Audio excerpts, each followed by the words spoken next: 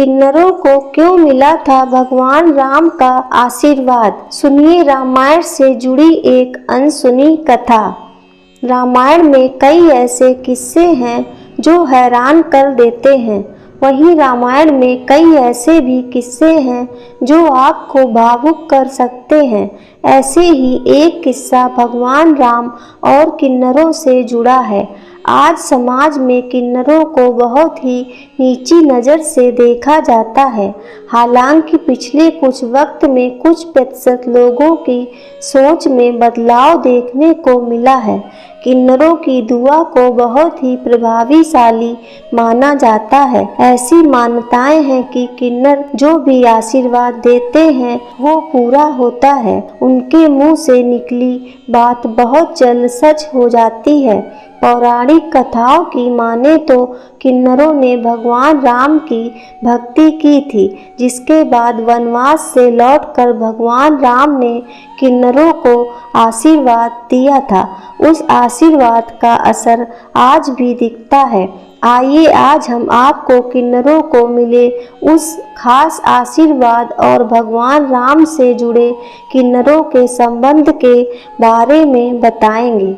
ये किस्सा उस वक्त का है जब रामायण में भगवान राम माता सीता और भाई लक्ष्मण के साथ वनवास के लिए जा रहे थे।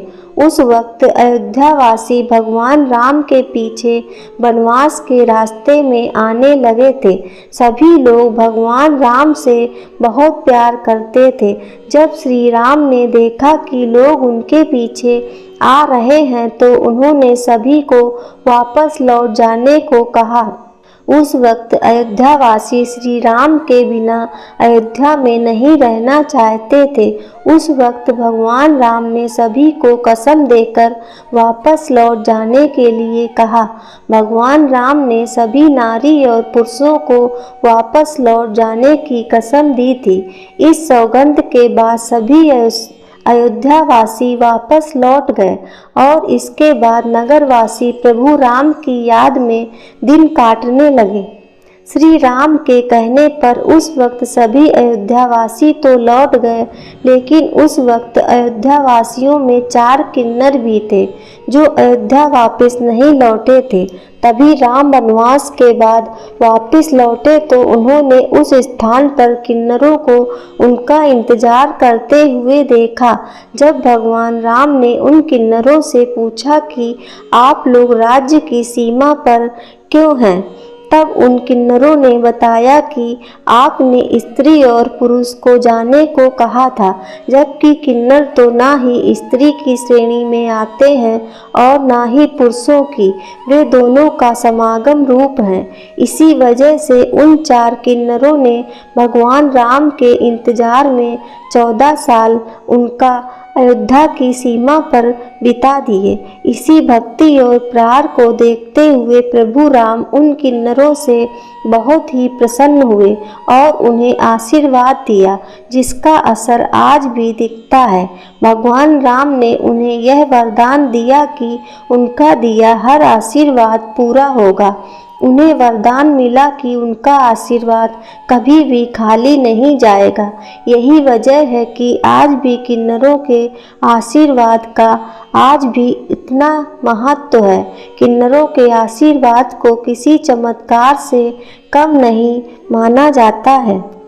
जब भी घर में कोई शुभ काम होता है, जैसे कि शादी, मुंडन, तीज त्योहार, बच्चे का जन्म आदि, सभी में किन्नरों को बुलाया जाता है और उनका आशीर्वाद भी लिया जाता है।